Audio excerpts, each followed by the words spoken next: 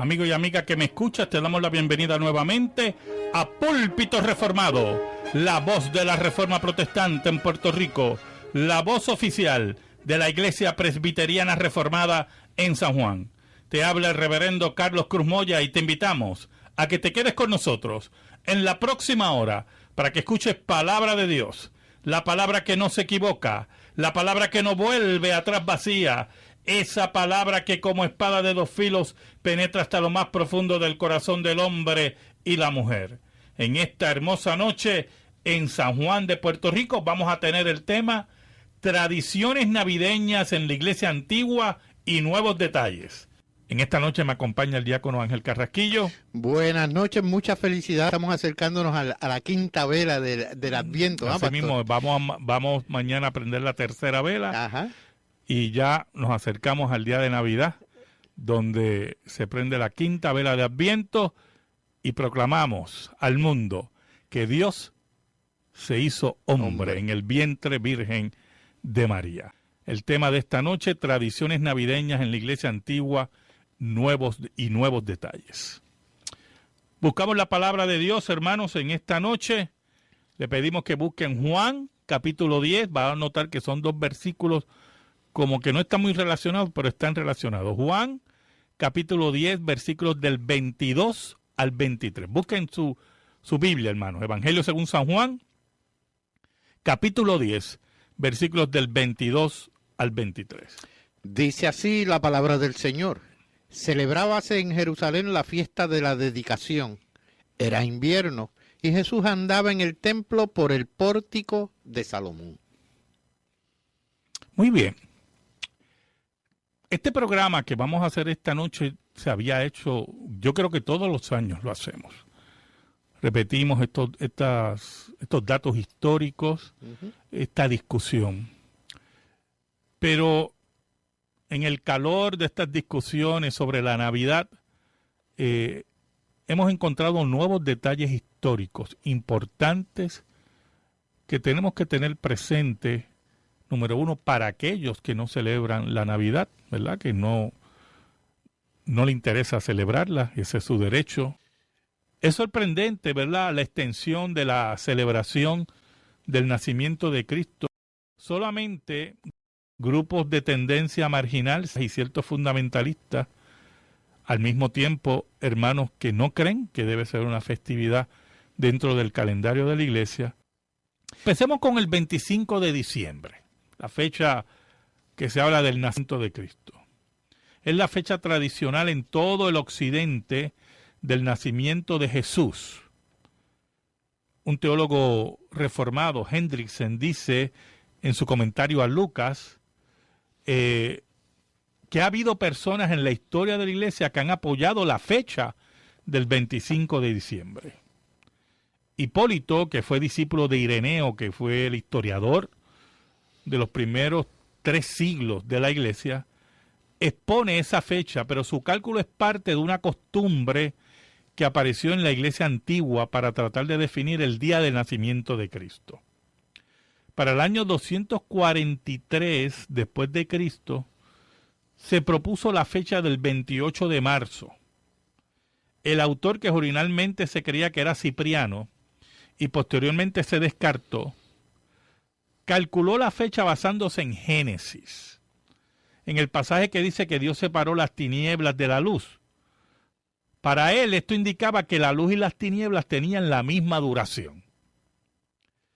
En el calendario romano esto ocurría el 25 de marzo, en el equinoccio de primavera, por lo cual esa fecha es el primer día de la creación, como el sol fue creado al 4º día, y el Mesías es el sol de justicia, pues tuvo que haber nacido el 28 de marzo. Usted ve que hay una lógica ahí no muy lógica, ¿verdad? Del que hace este cálculo. Lo menos que se puede hacer es lógica humana. Claro, es ingenioso, increíblemente ingenioso, ¿verdad? Y le ganó algunas sectas en esto. Pero la verdad es que más bien es una acrobacia matemática e interpretativa, ¿verdad? En todo eso.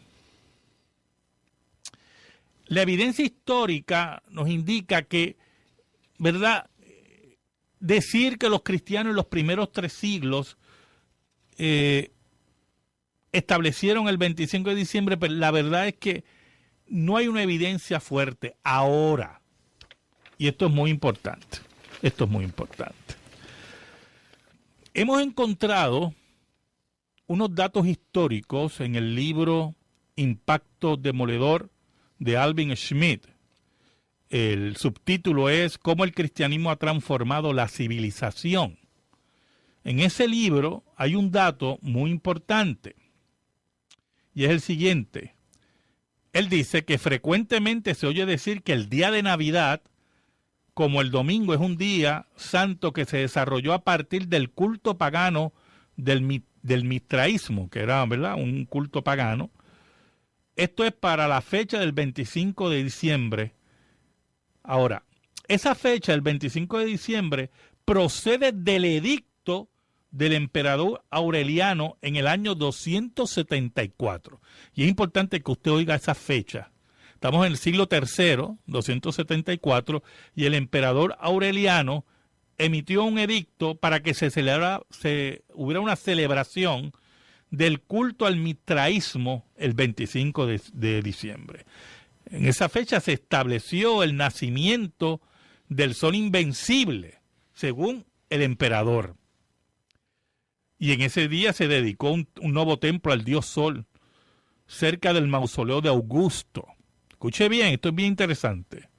La creencia muy extendida de que el día de Navidad vino como resultado de cristianizar el culto del dios Sol no tiene en cuenta, y este es el dato, el argumento de que algunas zonas geográficas, África del Norte, principalmente Egipto, por ejemplo, observaban ya la Navidad el 25 de diciembre, ya para el año 243 después de Cristo. O sea, que estamos hablando que antes que terminara el siglo III, ya había áreas del norte de África, celebrando la Navidad el 25 de diciembre. El nacimiento de Cristo el 25 de diciembre. El autor da este dato y da 2 referencias históricas, ¿verdad? Muy importante. O sea, que ya los cristianos del norte de África, según estas referencias históricas, celebraban la Navidad 30 años antes del edicto de Aureliano, que fija el 25 de diciembre al dios Sol. 30 años antes ya. Ellos asociaban, estos cristianos del norte de África, mira qué interesante, Ángel, el nacimiento de Cristo con la profecía del Antiguo Testamento de Malaquías 4.2, que llama al Mesías Sol de Justicia. Si este argumento, dice el autor, tiene valor, los cristianos no eligieron el 25 de diciembre por cristianizar el decreto de Aureliano, sino más bien el emperador, al establecer la fiesta llamada Nacimiento del Sol Invencible, podría haber tratado de paganizar la observancia cristiana del nacimiento de Cristo, el Sol de Justicia. Pero aún más. O sea, quiere decir, pastor, y perdóneme, o sea, que ya el emperador entendía o conocía de la extensión desde Egipto. O sea, exacto, del dato que viene de Egipto. Claro, que el norte de África ya hay una celebración cristiana el 25 de diciembre. Y él quiere romper el espinazo de esa celebración. Otro intento burdo. Claro, introduciendo una fiesta pagana. Una fiesta pagana. Eso es uno de los datos, no estoy diciendo, ¿verdad?, seguro, que eso era así, pero las referencias históricas que tiene el autor son interesantes. Pero aún más, hay otra prueba. El emperador Diocleciano,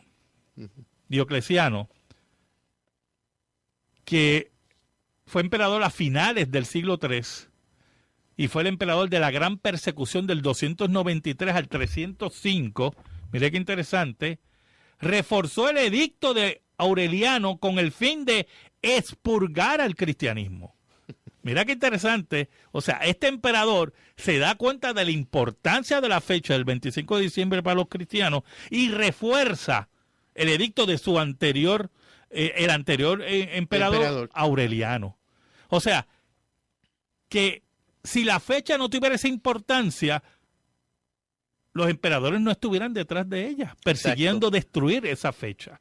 Ese es uno de los datos, ¿verdad?, que encontramos aún más, además hacia el mediados del siglo IV, los cristianos consideraban, y escuche esto, que el 25 de marzo era la verdadera fecha tanto de la pasión como lo de su concepción. De modo que el 25 de diciembre, exactamente 9 meses después, se eligió originalmente sobre la base de una cuenta que toma como punto de partida la supuesta fecha de la muerte, resurrección y concepción de Cristo. O sea que todo esto es bien interesante, ¿verdad? Hay otros datos sobre el 25 de diciembre.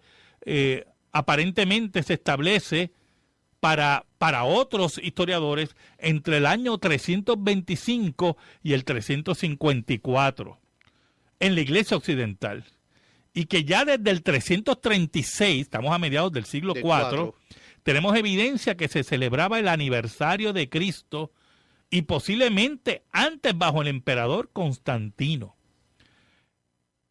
Pero aparentemente hubieron razones de dogma cristológico inicialmente para la fecha del 25 de diciembre. En el Concilio de Nicea del año 325 se condenó la doctrina que negaba que Dios se hizo hombre en el vientre de María y por tanto en su nacimiento. Esto hace que posteriormente era incongruente para muchos que se celebrara el nacimiento y el bautismo juntos, llamado esta fiesta la Epifanía. Antes se celebraba junta esa fiesta.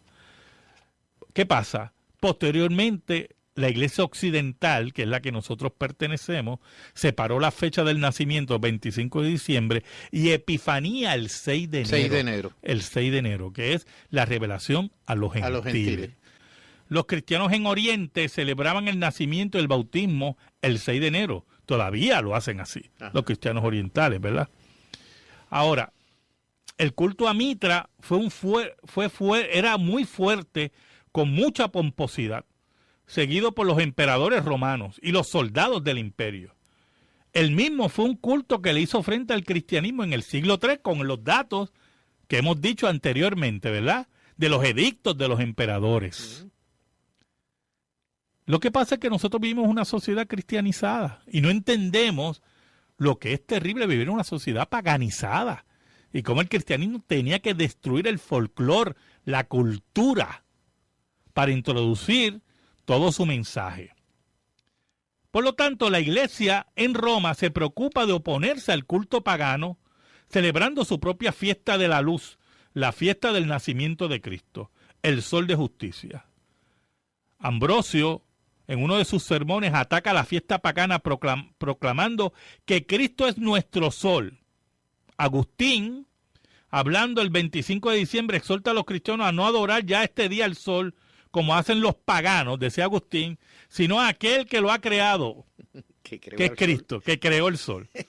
El obispo de Roma, León Magno, reprende la creencia equivocada de aquellos que en Navidad celebran la fiesta del nacimiento del sol en vez de la de Cristo. Por lo tanto, hermanos, vemos que la Iglesia no desconocía la importancia de este día para los paganos, pero buscó la forma de que la misma desapareciera. También es importante, pastor, señalar el hecho de que, si bien es cierto, el imperio está tratando de soslayar o de opacar las fiestas del 25, creando algo novedoso, novel para ellos en ese sentido. O darle la importancia imperial, ¿verdad? Exacto. Pero me llama la atención sobremanera el hecho de que cuán arraigado estaba el cristianismo haciendo fuerza estaba haciendo fuerza en el imperio romano. No, y así mismo fue. Sí. Y ya a finales del siglo III estamos viendo un cristianismo fuerte, que está haciendo mella en los cultos paganos. Exactamente. En los cultos paganos. Ahora, no podemos ignorar el esfuerzo que realizó el emperador Constantino de unir las dos fiestas.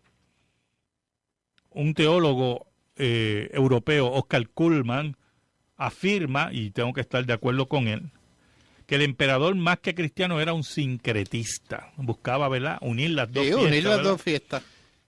Fue bajo su influencia que la fiesta del 25 de diciembre alcanzó tan envergadura. Pero a la larga se derrotó sus intenciones sincretistas, porque todo el mundo olvidó la fiesta del sol, pagana. la fiesta pagana, y se abrazó a la fiesta del nacimiento de Cristo. La fiesta de Navidad, el 25 de diciembre, se propagó desde Roma por todo el cristianismo occidental y parte del oriental. Y aquí es que vamos a ver algunas diferencias entre la iglesia oriental y la iglesia occidental. Pero se habla de que la iglesia católica romana fue la que inventó la fiesta de Navidad. Eso lo vamos a discutir más adelante, ¿verdad? Vamos a pasar a la noticia religiosa con el hermano Ángel Carrasquillo. Oigan esto, hermano. Holanda y Eslovaquia impulsan medidas para frenar al Islam. El Parlamento eslovaco bloquea el reconocimiento del Islam como religión oficial. En Holanda quieren prohibir el burka en público como en Bélgica o Francia. Holanda ha dado el primer paso para prohibir el uso del velo integral en público, al aprobar el pasado martes un proyecto de ley para impedir la cobertura total de la cara en espacios comunes, tales como escuelas, hospitales, autobuses o sedes gubernamentales.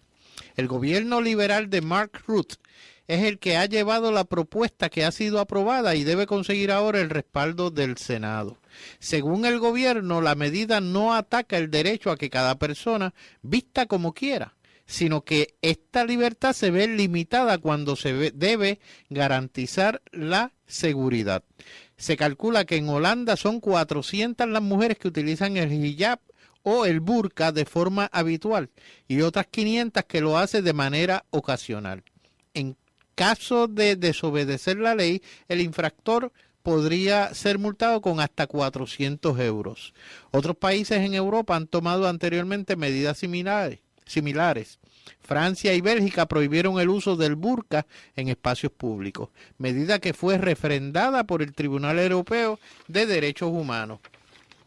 El Parlamento de Eslovaquia ha aprobado un proyecto de ley propuesto por el Partido Nacional Eslovaco, miembro menor de la coalición de Fico, por lo que es necesario que una religión tenga al menos 50.000 miembros frente a los 20.000 de la actualidad para recibir subsidios del Estado y abrir sus propios colegios. La medida, aplicable a todas las religiones, está estratégicamente dirigida a impedir la oficialidad del Islam en Eslovaquia, donde se estima que hay unos 2.000 fieles. La ley ha sido aprobada por una mayoría de 2/3 en el Parlamento, que comprende tanto partidos gobernantes como la de oposición. Los legisladores han rechazado la propuesta por parte del ultraderechista Partido Popular Nuestra Eslovaquia de elevar el número de miembros de cada religión a 250.000. La noticia religiosa lo que nos indica es que, mire, los países de Europa se dan cuenta que al abandonar su raíz cristiana, los vacíos se tienen que llenar.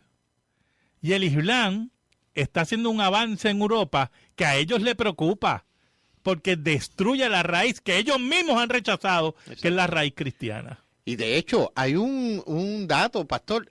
El Islam está invadiendo Europa con nacimientos dentro de los distintos países. Así mismo es. O sea, esos ciudadanos a los cuales están tratando de bloquearle, yo estoy hablando en el sistema democrático en que vivimos, claro. Pero que se le está tratando de violar unos derechos, pero no están minando el país así con mismo. Nacimientos, o sea,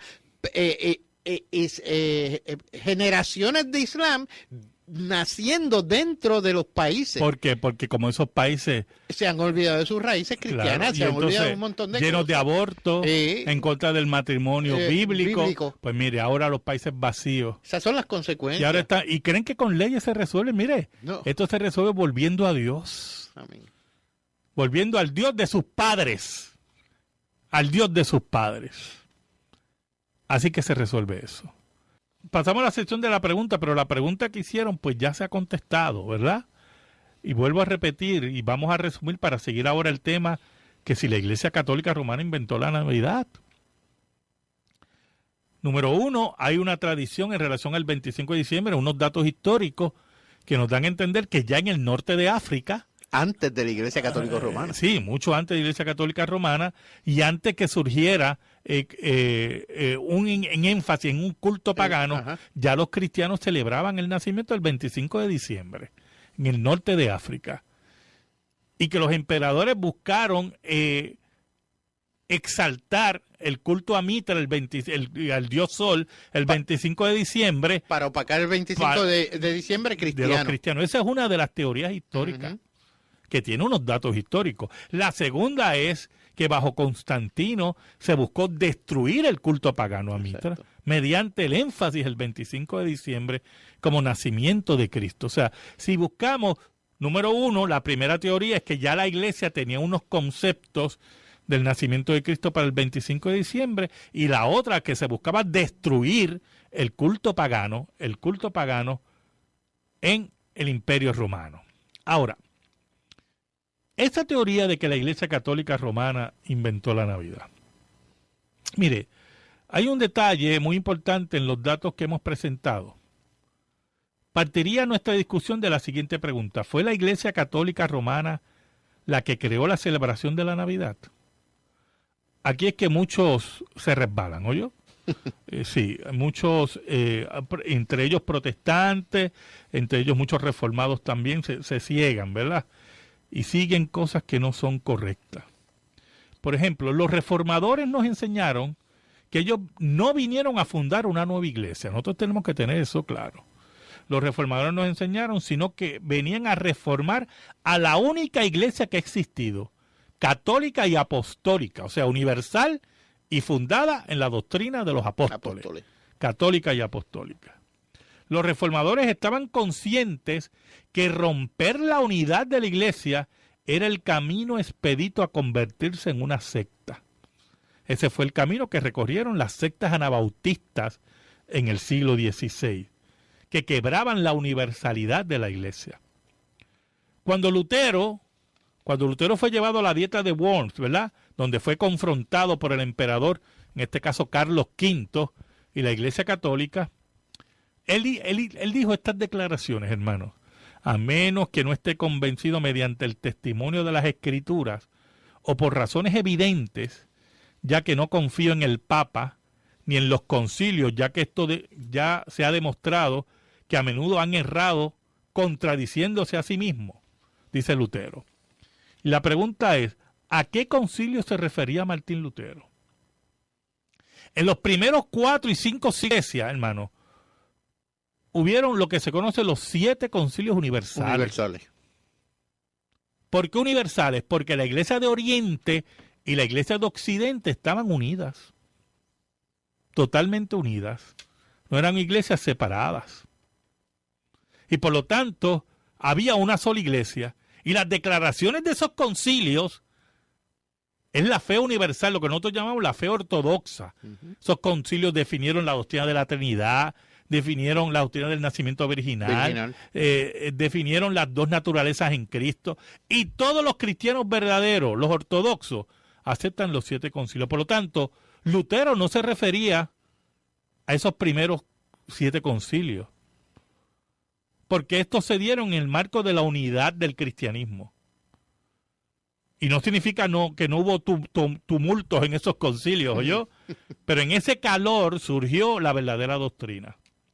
Ninguno de esos concilios se contradijo, como le decía Lutero aquí, concilios que se contradecían. Y Lutero tenía claro que no eran concilios romanos, porque la Iglesia Católica Romana, y este es el detalle, como la conocía Lutero y la conocemos hoy, no existía. Eso es una mentira del Vaticano. Lutero se refería a los concilios auspiciados por la Iglesia Católica Romana. Cuando la Iglesia Católica, cuando el obispo de Roma insistió que era el obispo sobre los obispos, cuando eso no era así históricamente, y se divide la Iglesia de ahí en adelante, los concilios que celebró la Iglesia Católica Romana eran concilios de ellos, que la Iglesia de Oriente no aceptaba. Y no lo ha aceptado, de hecho. Hasta el día de hoy. Los obispos, país por país, tienen su obispo, que claro, es la Iglesia Oriental. Exacto, y tienen el mismo poder. El mismo poder, todos ellos. No hay uno sobre nada. Claro. José Grau, un teólogo español ya fenecido, nos dice lo siguiente: en la Edad Media, dice José Grau, Roma impondrá como ecuménicos sus propios sínodos romanos, pero en esto nadie le seguirá. Los concilios medievales son asambleas de la Iglesia romana y por consiguiente solo válidas para esta cristiandad. Es a todas luces injustificado el dar a las mismas el calificativo de ecuménico. Por lo tanto, cuando Lutero habla de esos concilios que se contradicen, se refiere a los concilios de Roma, no los concilios universales. Concilios que lo que buscaban era aprobar lo que el Papa decía. Exacto, los dogmas de Roma. Los dogmas de Roma. Así mismo, los dogmas de hombres que todavía los tienen. Muchos de ellos. Claro que sí, claro que sí. Ahora, todo esto es muy importante para nuestra discusión, hermano. Cuando se dice la Navidad es una celebración pagana inventada por la Iglesia Católica Romana, eso es falso y muestra una ignorancia histórica crasa. En historia de la Iglesia hablamos de 3 grandes periodos. Número 1, la Iglesia primitiva. Número 2, la Iglesia Católica antigua. Y número 3, la Iglesia Católica Romana. Todos estos 3 periodos pasaron por momentos de transición. Por ejemplo, después de la muerte de los apóstoles, ya lo que llamamos Iglesia primitiva va desapareciendo. Y vamos entrando a la era de la Iglesia Católica antigua o la Iglesia Universal antigua, como usted la quiera llamar. Que era una sola iglesia. Y observamos que ya para el 243 después de Cristo se intenta establecer una fecha para su nacimiento, o si seguimos la línea de referencia histórica, que ya los cristianos del norte de África. A mediados del siglo III celebraban la Navidad el 25 de diciembre, ¿verdad? De esa iglesia católica antigua comenzará un periodo de transición hacia el catolicismo romano. Algunos dirán, ahí está. Y la pregunta es, ¿ahí está qué? Si concedemos que ese periodo comenzó con Constantino para principios del siglo IV, el mismo duró literalmente, hermanos, siglos. Algunos historiadores ubican el surgimiento del catolicismo romano para el siglo VIII y otros en el siglo VI. Pero es interesante porque en el sexto concilio ecuménico, el tercero de Constantinopla, para el 680 al 681 después de Cristo, siglo VII, se condenó al Papa Honorio por sus herejías en forma firme y fue excomulgado.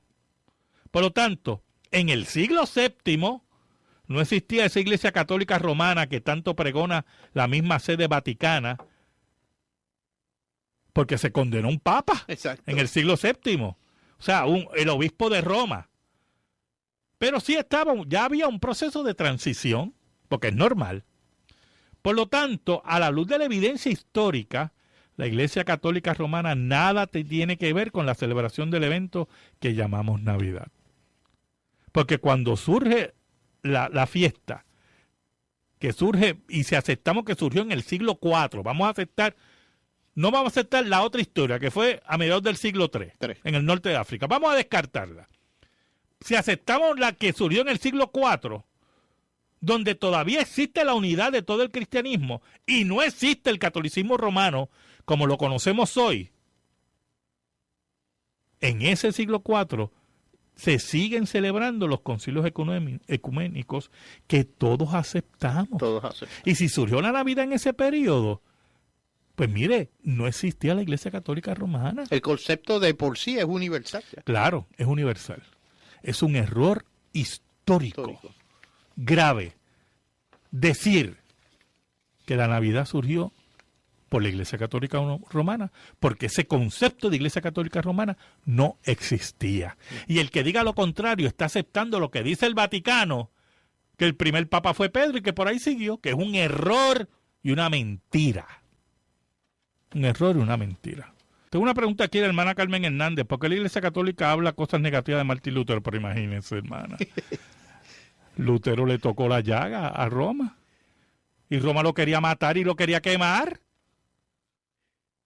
Y por eso la Iglesia Católica, cuando ve a Martín Lutero, ve al diablo. Ese es el problema aquí. Martín Lutero descubrió y después los reformadores. Un dato curioso, en la dieta de Worm, cuando en 1500 algo, 21, De hecho, había un complot para acabar con la vida de Lutero. Así mismo es. Era un complot. ¿Y quiénes eran? Pues la iglesia. No, y aún más.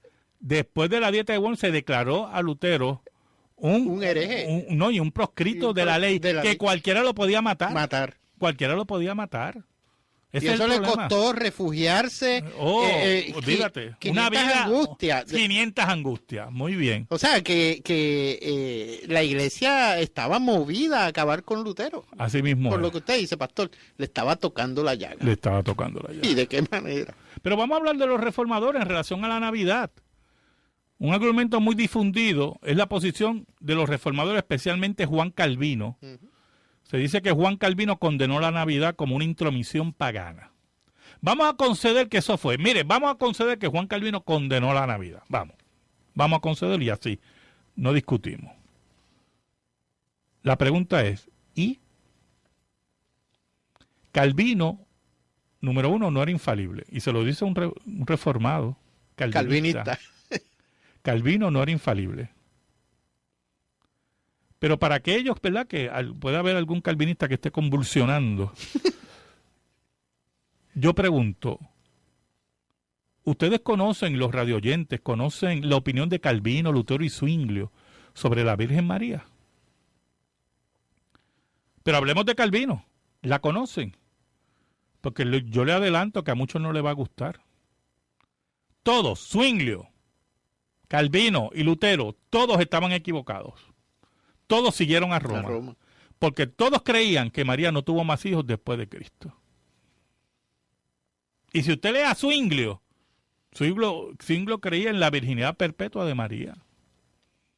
Pero eso es que usted no puede seguir a hombres. Aquí seguimos a Cristo y la palabra. Y esas cosas las tenemos que tener claras. Tenemos que admitir que Calvino se equivocó en eso en relación a la Virgen María. Lutero se equivocó. Zwinglio se equivocó. Pero es interesante que hubieron declaraciones de confesiones reformadas que sí hablaban de la Navidad. Por ejemplo, la segunda confesión helvética nos dice en el artículo 24, donde habla de los días festivos, dice, estamos muy de acuerdo con que las iglesias, usando la libertad cristiana, celebren piadosamente la memoria del nacimiento del Señor, su circuncisión, su pasión y su resurrección, su ascensión a los cielos y la venida del Espíritu Santo, que es el día de ¿qué? De Pentecostés, del día de Pentecostés. O sea, 50 días después. La segunda confesión helvética ve como algo loable que las iglesias celebren. Celebren porque son los acontecimientos, la intervención de Dios en la historia. En la historia. Que esa es la razón de las festividades, ¿oyó, hermano? Esa es la razón de las festividades. Mire, el culto a Dort, los cánones de Dort, el sínodo de Dort en Holanda, fue un sínodo en contra del arminianismo, en contra de doctrinas falsas. Y también dio unas reglas en el culto en relación a los cultos de la Navidad. Porque ellos entendían que era parte de la celebración de la iglesia. Era parte de todo esto. Ahora, pero alguien puede decir, y ahí entra el versículo que leímos de base en esta noche, ¿verdad? En Juan 10, del 22 al 23. Exacto. ¿Verdad? Que algunos pueden decir que la iglesia no puede crear festividades. Y lamentablemente ahí tampoco estamos de acuerdo. Esto es otra falacia, que por cierto responde a un tipo de interpretación cercenante de la unidad de la palabra de Dios. Las festividades señalaban las intervenciones de Dios en la historia y su cuidado. Israel tenía las fiestas, la fiesta de los tabernáculos, o sea, Israel tenía varias fiestas que Dios había establecido en la ley, pero, mire qué interesante, y esto es muy importante, Israel después creó dos fiestas. Una en el periodo de la composición del canon, o sea, cuando el canon se está componiendo, el canon del Antiguo Testamento, la cual se llama Purim, que vemos en el libro de Esther. Esa fiesta se creó en ese momento histórico. Y la otra después del cierre del canon, durante el periodo macabeo, la fiesta de las luces, la dedicación, el el Hanukkah o Hanukkah, como usted lo quiera pronunciar, que se celebra en este tiempo, se va a celebrar en este tiempo. Eso se creó después del cierre del canon, en el tiempo de los macabeos. Lo interesante, hermano, es que Cristo celebró la fiesta de las luces. Vamos a leer de nuevo el pasaje, lo tiene ahí, Juan 10 del 22 al 23. Juan 10 del 22 al 23. Celebrábase en Jerusalén la fiesta de la dedicación.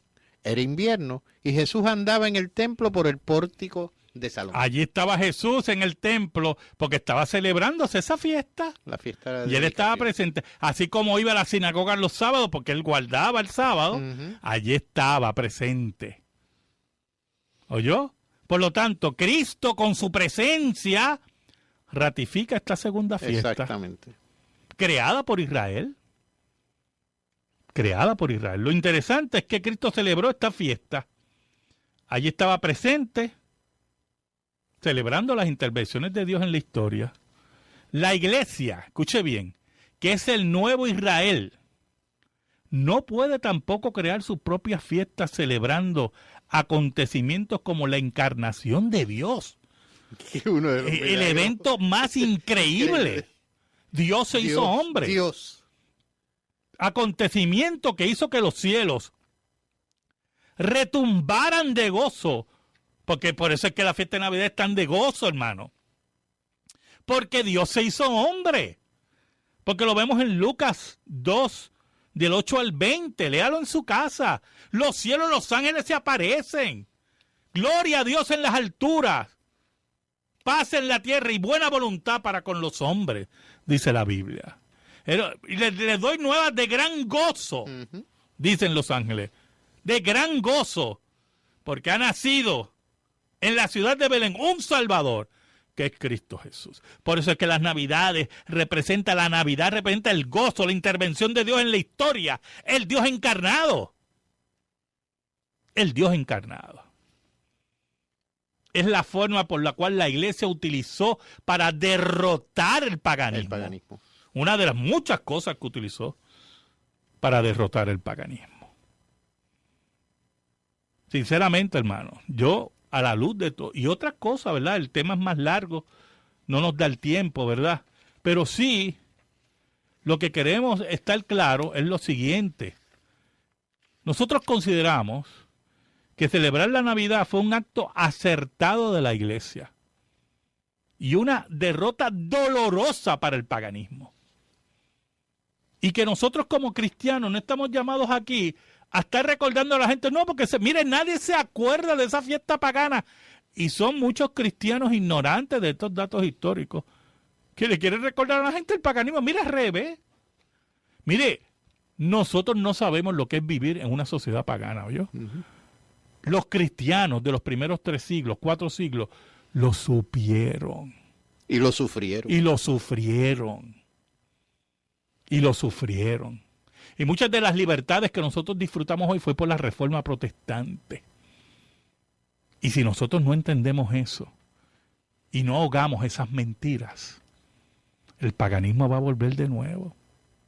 Nosotros tenemos que luchar el paganismo con la palabra, con la afirmación de la vida de la iglesia. Y que la gente entienda que el calendario, todos los días del calendario, le pertenecen a Dios. Escríbenos. Púlpito Reformado, P.O. Box 363864, San Juan, Puerto Rico 00936. Púlpito Reformado, P.O. Box 363864, San Juan, Puerto Rico 00936. Si te interesa que este programa de radio se mantenga en el aire, puedes enviar tu ofrenda a nombre de la Iglesia Presbiteriana Reformada a la misma dirección. Púlpito Reformado, P.O. Box 363864, San Juan, Puerto Rico 00936.